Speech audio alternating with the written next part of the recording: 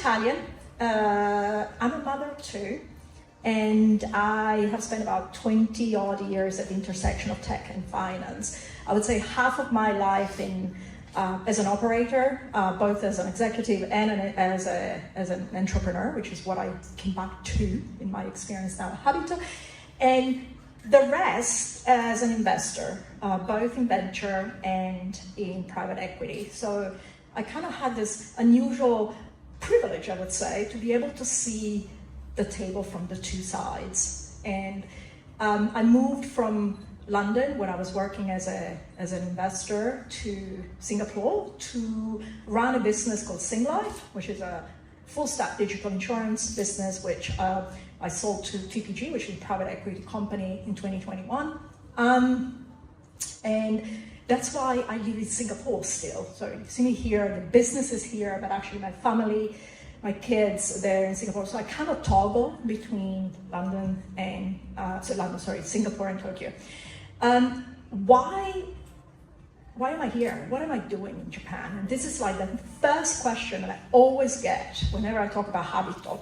And interestingly, it's not just about from foreign investors. They say, Sam, why didn't you come back to London? I mean, I lived in New York for many years. Why didn't you do that then? But interestingly, even the Japanese, particularly during my round of financing, maybe not the first, but the second question was always, why Japan? I actually think that there is a really untapped opportunity in Japan when it comes to financial technology.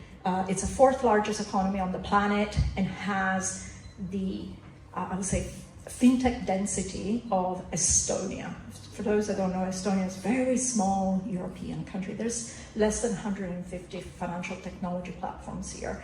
So I thought that there was an opportunity. As an entrepreneur, what you do is you see a business opportunity, you understand whether the market is big enough to actually build a sizable business, and then you raise some money to go and explore it further, which is really what I did.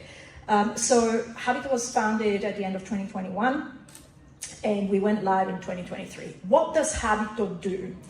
Habitto is really solving a societal problem that I see here in Japan more acutely than anywhere else, which is this idea of financial anxiety.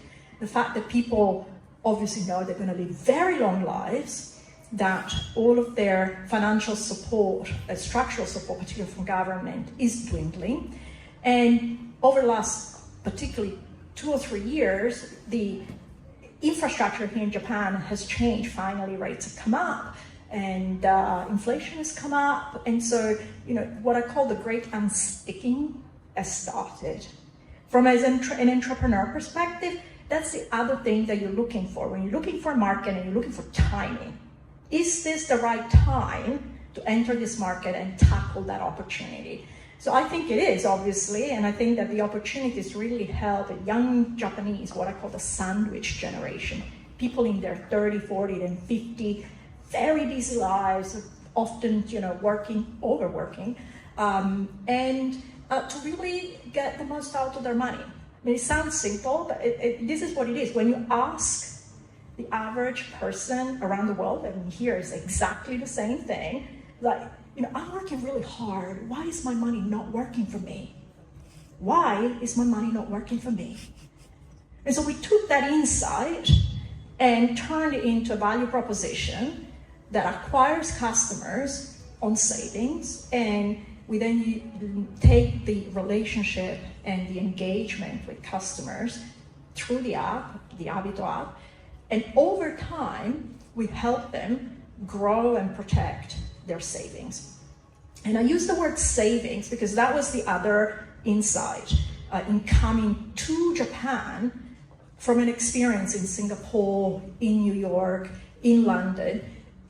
It's that actually here people think about money in a quite different way. And so that was very important for me to be able to dig deeper into what I call the cultural zeitgeist of what it means being Japanese and how people think about their money, their wealth. And so savings is a very powerful concept here. In the US, you need to actually teach people how to save because everybody lives beyond their means. It's normal. I got that much credit. life is good. Here's a very different approach to money.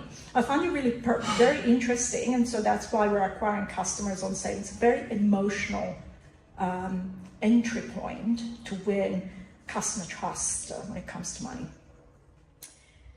We've been in market for just over 2 years. It has been a struggle. Everything that I've learned around setting up businesses, both as an investor and elsewhere as an entrepreneur, in large parts apply here, but just with a 10x set of sort of challenges, from starting the business, setting up, incorporating, finding investors, finding teams, partners, and that's what prompted me to actually set up the business in Singapore to begin with, as opposed to set it up here, which with hindsight, I'm sorry to say, was absolutely the right way to do it. And I think that's a lesson for some of the investors in Japan. It's far easier to raise money outside of Japan than it is here. And I just so wish that this experience was different.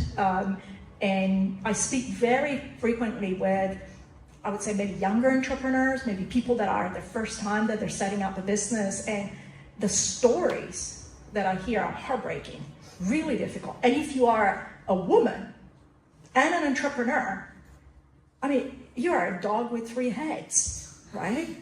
It's like, what you mean, right? So somebody was talking before, was talking about capital structures and how capital is collected, distributed, allocated in Japan. That is a problem for sure, but I think there's probably a more profound issue here, which is to the point of inclusivity. Innovation and entrepreneurship comes in many different shapes and forms, and so I hope that my experience here will help, if anything, prove to other entrepreneurs that don't look the part. They're not young graduates from Stanford or from the best universities in Tokyo. It doesn't matter. You can do it. So hopefully there is a signal and a little seed of opportunity here to make entrepreneurship a bit more inclusive, and hopefully also for investors in Japan to think about those opportunities a bit differently, because sometimes I see a dissonance between what investors say and what they actually do. Put the money where your mouth is. Thank you.